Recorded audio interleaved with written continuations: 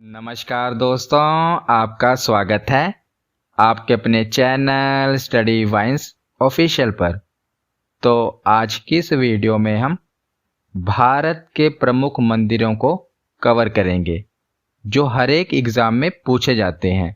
मैंने इस वीडियो में जो भी रेलवे एनटीपीसी के एग्ज़ाम हुए थे, एसएससी के एग्ज़ाम हुए थे और जो हाल ही फिलहाल में एग्ज़ाम हुए थे जिसमें टीसीएस के द्वारा पूछे गए मंदिरों को कवर किया है।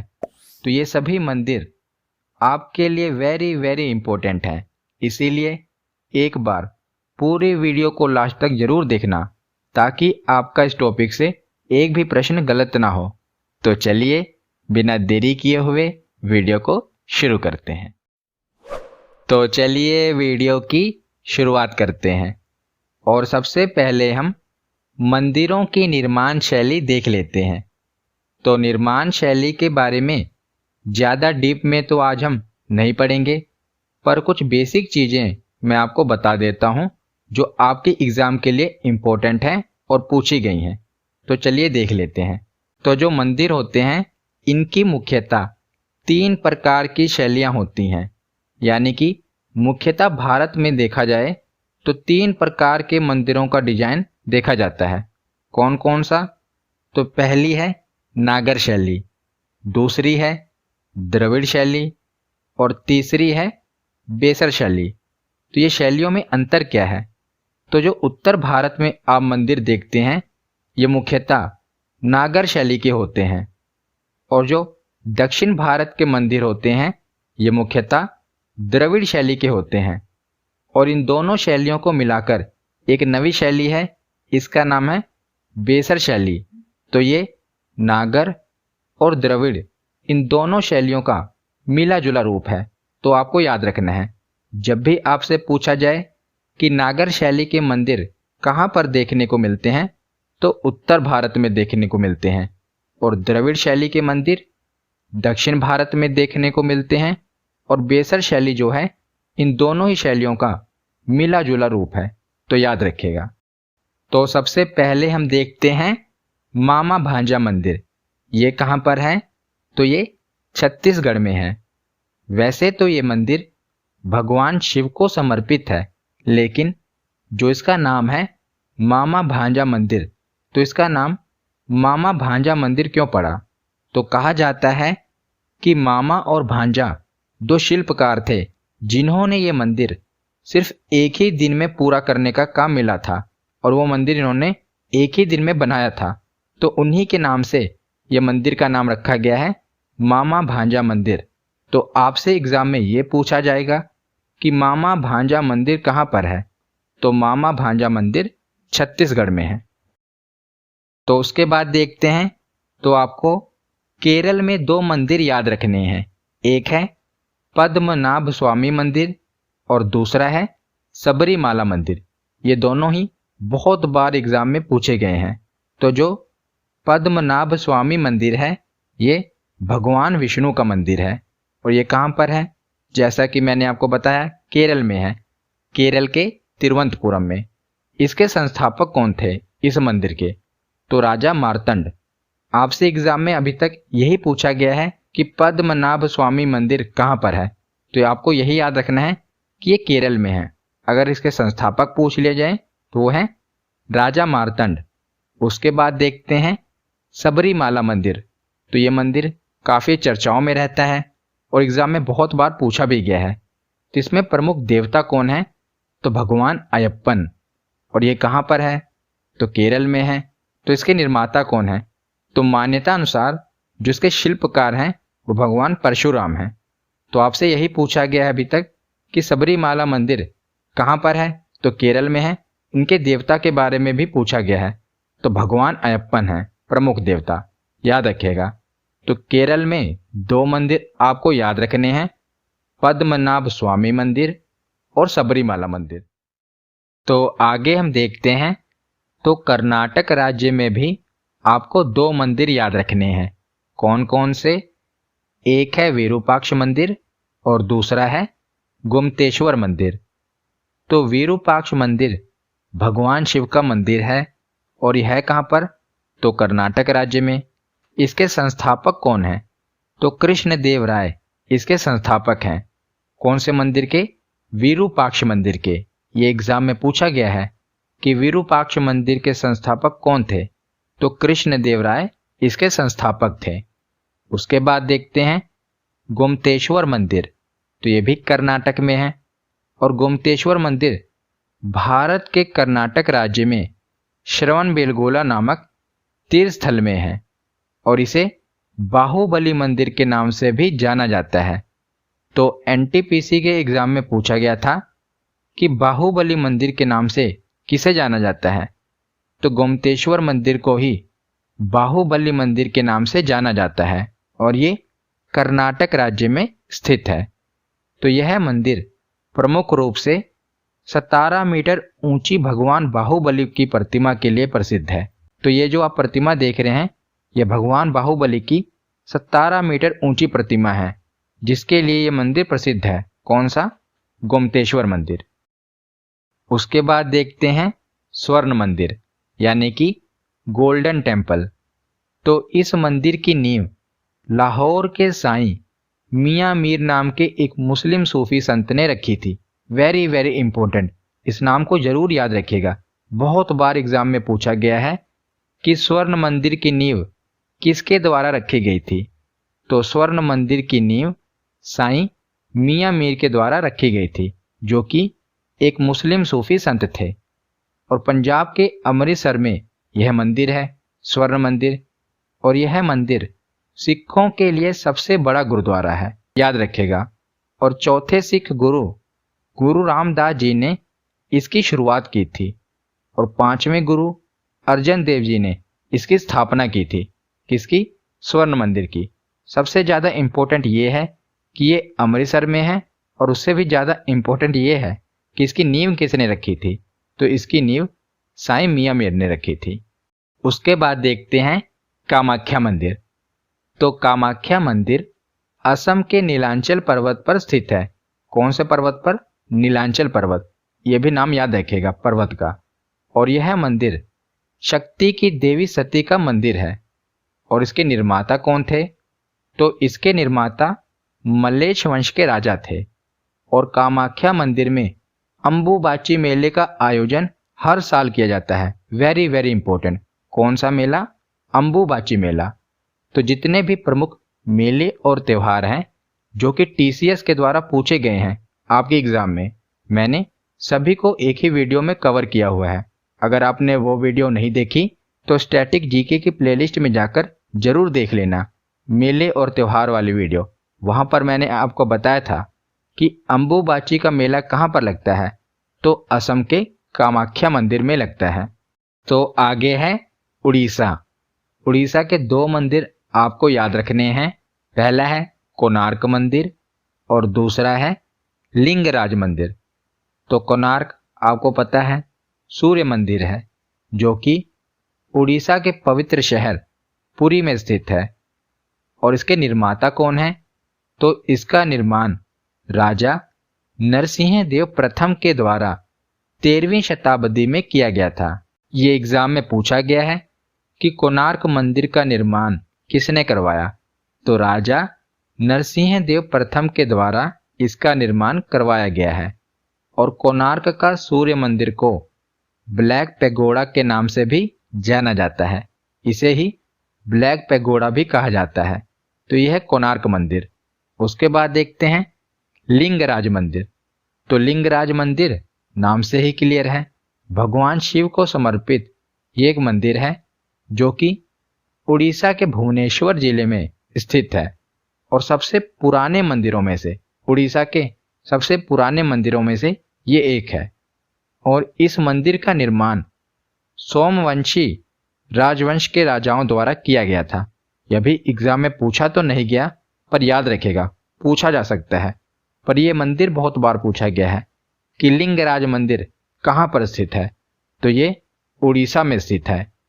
लिंगराज मंदिर और कोणार्क मंदिर दोनों ही याद रखेगा उड़ीसा में है। उसके बाद हम आगे देखते हैं। तो आगे ये चारों मंदिर आपको पता ही होंगे कौन कौन से, गंगोत्री, यमुनोत्री, केदारनाथ और बद्रीनाथ। ये चारों मंदिर कहाँ पर हैं? तो ये उत्तराखंड में हैं। इन चारों को याद रखेगा। कौन कौन से? गंगोत्री, यमुनोत्री, केदारनाथ और बद्रीनाथ, ये चारों उत्तराखंड में हैं। तो उत्तराखंड के बाद देखते हैं तमिलनाडु। तो ज़्यादातर जो आप मंदिर देखेंगे ये तमिलनाडु के ही हैं जो एग्ज़ाम में पूछे जाते हैं। इसीलिए ये जो मैंने मंदिर कवर किए हैं इन सबको तो याद रख लेना। तमिलनाडु के ज़्यादातर मंदिर एग्ज़ाम में पूछे जाते हैं, याद रखेगा। तो कौन कौन से मंदिर आपको याद रखने हैं? डायरेक्ट एग्ज़ाम में पूछा जाएगा कि रामनाथ स्वामी मंदिर कहाँ पर है, तो तमिलनाडु में है। तो कौन कौन से याद रखने हैं? ये सभी आपको याद रखने हैं। रामनाथ स्वामी मंदिर, दूसरा है मीनाक्षी अम्मा मंदिर जिसे सुंदरेश्वर मंदिर भी कहा जाता है, तीसरा मंदिर है कपालेश्वर मंदिर, चौथा है बृहदेश्वर मंदिर, ये तो मोस्ट इंपॉर्टेंट है बृहदेश्वर मंदिर। उसके बाद है महाबलीपुरम शोर मंदिर, उसके बाद है इरातेश्वर मंदिर और उसके बाद है अन्नामलाइयर मंदिर। तो ये तमिलनाडु के मोस्ट इंपॉर्टेंट मंदिर हैं और ये सारे मंदिर कई बार एग्जाम में पूछे गए हैं। वेरी वेरी इंपॉर्टेंट, एक भी आपको नहीं छोड़ना। ये तमिलनाडु के मंदिर तो इतने भी हैं, सभी के सभी इंपॉर्टेंट हैं। तो उसमें से सबसे ज़्यादा इंपॉर्टेंट है ये बृहदेश्वर मंदिर। इसमें यह भी पूछा गया है कि ये तमिलनाडु के कहाँ पर है, तो ये बहुत ज़्यादा इंपॉर्टेंट है। बृहदेश्वर मंदिर तमिलनाडु के तंजौर में स्थित है और ये भगवान शिव का मंदिर है और विश्व में ये अपनी तरह का पहला और एकमात्र मंदिर है जो ग्रेनाइट का बना हुआ है। तो यही इसकी खासियत है कि ये ग्रेनाइट का बना हुआ है और इसीलिए बहुत बार एग्जाम में पूछा गया है। तो कौन कौन से हैं? रामनाथ स्वामी, मीनाक्षी अम्मा मंदिर, कपालेश्वर मंदिर, बृहदेश्वर मंदिर, महाबलीपुरम, इरातेश्वर और अन्नामलाइयर। तो ये सभी मंदिर तमिलनाडु में हैं। तो आगे अब हम मध्य प्रदेश के मंदिर देखते हैं।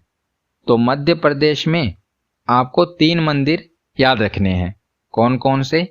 खजुराहों के मंदिर, दूसरा है सांची का स्तूप और तीसरा है कंदरिया महादेव मंदिर। तो खजुराहों मंदिर ये तो बहुत ही इम्पोर्टेंट है और बहुत फेमस भी है। तो खजुराहों मंदिर मध्य प्रदेश के छतरपुर जिले में स्थित है। तो ये सबको पता है कि ये मध्य प्रदेश में है। तो आजकल एग्जामिनर डीप में पूछ लेता है कि खजुराहों मंदिर मध्य प्रदेश के किस जिले में स्थित है, तो ये मध्य प्रदेश के छतरपुर जिले में स्थित है। और इसका निर्माण किसने करवाया था? तो खजुराहों मंदिर का निर्माण चंदेल राजवंश के द्वारा करवाया गया था, याद रखेगा। तो खजुराहों के मंदिर के बाद है सांची का स्तूप। तो ये भी मध्य प्रदेश में है और यहाँ पर कई बौद्ध स्मारक हैं। और जो ये सांची का महान मुख्य स्तूप है इसका निर्माण मूलतः सम्राट अशोक के द्वारा करवाया गया था, सांची के स्तूप का निर्माण। और ये है कहाँ पर? तो मध्य प्रदेश में है। उसके बाद है कंदरिया महादेव मंदिर। ये एसएससी में बहुत बार पूछा गया है। कंदरिया महादेव मंदिर ये भी मध्य प्रदेश में है और इसे चतुर्भुज मंदिर भी कहा जाता है। कंदरिया महादेव मंदिर को ये भी पूछा जा सकता है कि चतुर्भुज मंदिर कहाँ पर है, तो याद रखेगा कंदरिया महादेव मंदिर को ही चतुर्भुज मंदिर कहते हैं और इसका निर्माण राजा यशोवर्मन के द्वारा कराया गया था। तो उसके बाद देखते हैं दिलवाड़ा जैन मंदिर। तो दिलवाड़ा जैन मंदिर राजस्थान राज्य के सिरोही जिले के माउंट आबू नगर में स्थित है।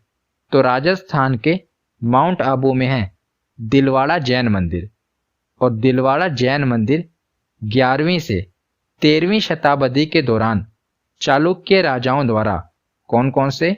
वास्तुपाल और तेजपाल नामक 2 भाइयों के द्वारा 1231 में बनवाया गया था। कौन सा मंदिर? दिलवाड़ा जैन मंदिर। ये राजस्थान के माउंट आबू में है, याद रखिएगा। तो आगे है महाबोध मंदिर।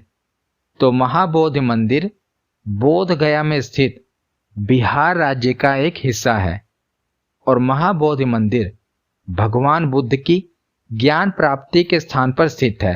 तो इसीलिए इसका बहुत महत्व है और प्रथम मंदिर 3री शताब्दी ईसा पूर्व सम्राट अशोक के द्वारा ही निर्मित कराया गया था, महाबोधि मंदिर। तो महाबोधि के पीछे है बोध, तो ये बोध गया में मंदिर है जो कि बिहार में है। यहीं पर भगवान बुद्ध को ज्ञान की प्राप्ति हुई थी। तो ये बहुत ही इंपॉर्टेंट मंदिर है जो कि बिहार में है। तो महाबोधि मंदिर के बाद है तिरुपति वेंकटेश्वर मंदिर। तो भगवान विष्णु का प्रसिद्ध मंदिर है तिरुपति वेंकटेश्वर मंदिर। और ये है कहाँ पर? तो आंध्र प्रदेश के चित्तूर जिले के तिरुपति में स्थित है कहाँ पर? आंध्र प्रदेश में। आपने सुना ही होगा इस मंदिर के बारे में, तिरुपति वेंकटेश्वर मंदिर। और इस मंदिर को 7 पर्वतों का मंदिर भी कहा जाता है। जो इसके उपनाम होते हैं ना, ये जरूर याद रखिएगा, क्योंकि आजकल एग्जामिनर यहीं से क्वेश्चन पूछ लेता है कि 7 पर्वतों का मंदिर किसे कहा जाता है। तो तिरुपति वेंकटेश्वर मंदिर को ही 7 पर्वतों का मंदिर कहा जाता है। और यह है कहाँ पर? तो आंध्र प्रदेश में है। तो गुजरात में आपको 2 मंदिर याद रखने हैं। कौन कौन से? पहला है सोमनाथ मंदिर और दूसरा है द्वारिकाधीश मंदिर। तो सोमनाथ मंदिर गुजरात प्रांत के काठियावाड़ क्षेत्र में स्थित है और ये भगवान शिव के 12 ज्योतिर्लिंगों में से एक है, इसीलिए इंपॉर्टेंट है। क्या नाम है? सोमनाथ मंदिर। है कहाँ पर? गुजरात में। दूसरा मंदिर है द्वारिकाधीश मंदिर। तो ये भी गुजरात में है। और गुजरात का द्वारका शहर वह स्थान है जहां पर 5000 वर्ष पूर्व भगवान कृष्ण ने मथुरा छोड़ने के बाद अपनी नगरी बसाई थी, द्वारिका नगरी बसाई थी। तो वहीं पर है द्वारिकाधीश मंदिर। तो सोमनाथ मंदिर और द्वारिकाधीश मंदिर ये दोनों ही कहाँ पर हैं? गुजरात में है। तो आगे देखते हैं 2.5 दिन का झोंपड़ा। तो 2.5 दिन का झोंपड़ा राजस्थान के अजमेर जिले में स्थित एक मस्जिद है। याद रखिएगा, ये कहाँ पर है? राजस्थान के अजमेर में है। तो माना जाता है इसका निर्माण सिर्फ 2.5 दिन में किया गया था, इसी कारण इसका नाम 2.5 दिन का झोंपड़ा पड़ गया है। और इसका निर्माण मोहम्मद गौरी के आदेश पर मोहम्मद गौरी के गवर्नर कुतुबुद्दीन ऐबक ने वर्ष 1194 में करवाया था। किसका निर्माण? 2.5 दिन के झोपड़े का। तो ये मस्जिद है जो कि राजस्थान के अजमेर जिले में है। तो आज का आखिरी मंदिर है हजारा राम मंदिर। तो हजारा राम मंदिर 15वीं शताब्दी के दौरान विजयनगर के तत्कालीन राजा देवराय प्रथम के द्वारा करवाया गया था। और यह है कहाँ पर? तो यह है हम्पी कर्नाटक में है। कौन सा मंदिर? हजारा राम मंदिर, जो कि देवराय प्रथम के द्वारा बनवाया गया था। आपसे यही पूछा जाता है कि हजारा राम मंदिर किस राज्य में है? तो ये कर्नाटक राज्य में है। तो हमारे सारे मंदिर यहीं पर खत्म होते हैं। अब मैं आपसे 5 प्रश्न पूछता हूं, जो भी आपने पढ़ा ना, मैंने जितने भी मंदिर आपको बताए, अब देखते हैं आपको कितना याद है। तो आपको इन 5 मंदिरों का जवाब कमेंट सेक्शन में देना है।